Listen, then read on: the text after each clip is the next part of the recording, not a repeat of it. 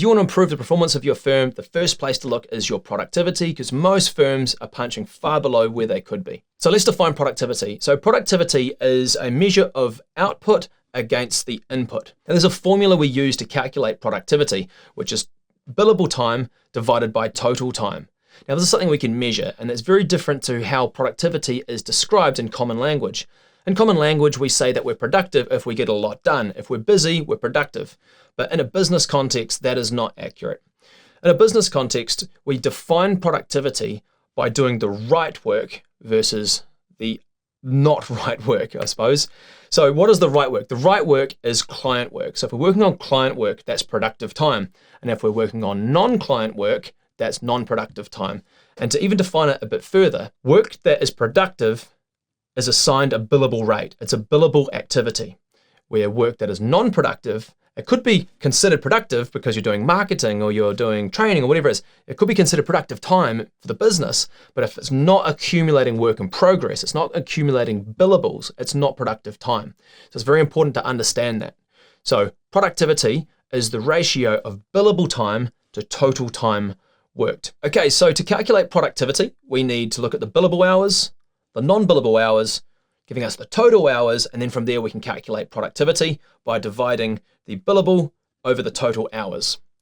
Now, let's say this is a whole week. Over a whole week, let's say we did 30 hours of billable hours, we did 10 hours non-billable, giving us a total of 40 hours, and then that gives us productivity of 75%, because 75% of our time was spent on billable activities. Now in this example here, let's look at, this is the first day of the week, this is Monday. And for the day, we did 6 billable hours, we did 2 non-billable hours, giving us 8 hours total. Then we're going to introduce leave here because I want to show you how this impacts productivity. So leave, there's 0 hours. So all hours is 8 hours. We've done 8 hours in total, 75% productivity. So the same as that week example we looked at. Now let's say on Tuesday, we weren't quite as productive as we were on Monday. So we end up doing a total of 10 hours. So if we add our 6 to the 4 hours we've just done on Tuesday, we've got 10 billable hours. We've now got 6 non-billable hours, giving us total hours of 16. Still got no leave, so we've done 16 hours. So our productivity's dropped from 75% down to 62.5%. So we've had a drop in productivity because we've spent more time on non-billable activities. Now let's say on Wednesday, we take the day off. So we have 8 hours of leave that day. So we've still done 10 billable hours for the week, still done 6 non-billable hours for the week. So we've got a total of 16 worked hours. And this is what we use to calculate productivity. It's that total hours. Now we've got 8 hours of leave. So in all hours is 24. There's 24 hours that have passed in the week, but only 16 of them were spent actually working. So our productivity doesn't change. And I wanted to show you this example to highlight that leave does not impact productivity. All that impacts productivity is billable hours and non-billable hours. So why is productivity important? Well, it is the quickest win you can get for your firm is setting some targets around productivity and getting your team to achieve those targets. Because our firm is essentially a machine of inputs and outputs. And we want to input time and we want to output the most billable hours as possible. Because if we're doing billable hours, we can bill, assumably, those hours, right? So if our productivity is low, it means that we are spending a lot of our time doing non-client activities, which is not generating revenue.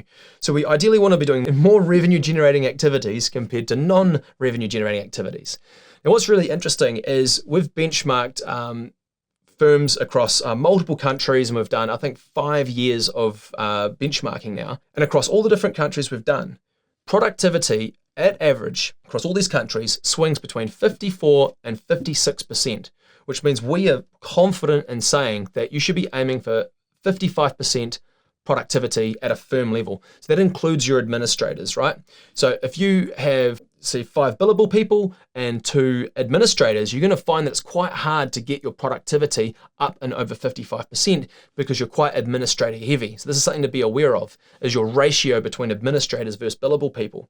So not only do we want our billable people spending most of their time on billable activities, we also want to make sure we don't have too many administrators pulling the productivity of the firm down, because then you're still paying salaries for the administrators, but there's not that cash flow to then invest in hiring more people to create more capacity to bring on more clients. So if we get our ratio of administrators to billable people wrong, we find ourselves in a situation where we don't have the cash to create more capacity, to bring on more clients, we find ourselves stuck. So that's where productivity is so important to look at. And you really want to avoid hiring administrators if your productivity is under 55%. Really is a little bit of wiggle room there, but I'd say if you're under 50% productivity, don't hire administrators. You need to focus on being more efficient with your team you already have. Get your productivity up before you start bringing on those administrators. So that's why our productivity is important. Now, how do we implement it in our firm? Well, we need to track this stuff in a practice management system. So we need to be timesheeting, and we need to be determining our timesheets being billable or non-billable or leave. We need to put them in one of these 3 buckets. So again, the billable timesheets accumulate work in progress, the non-billable don't accumulate work in progress, and the leave is excluded from our productivity calculations. So if we can get that, we then want to talk to our team members about setting some targets, some that are realistic. And then from there, we want to track our performance against what our targets are, and then we can look at moving our productivity ideally above that 55% mark. When we get there, the firm should be profitable, provided that you're not having high write-offs, and we could look at growing the firm by increasing our capacity and bringing on more clients. So that's productivity, that's why it's important, and that's how you implement it in your firm. Now, if you found this video useful and you'd like to see more of these, you can subscribe to our YouTube channel, as we are going to be pushing out a lot of content around this. We've only really just scratch the surface of a lot of these concepts, and there's so much more. Think of it as the tip of the iceberg. There's 90% is still below, and I want to explain all of that. So head along and subscribe to the YouTube channel, and leave me a comment under this video of the part that you found most useful. And if you do have any questions, drop that in the comments as well. My team and I do read all the comments. That helps us create more practical and useful content for you. So thanks for hanging out, and I will see you in the next one.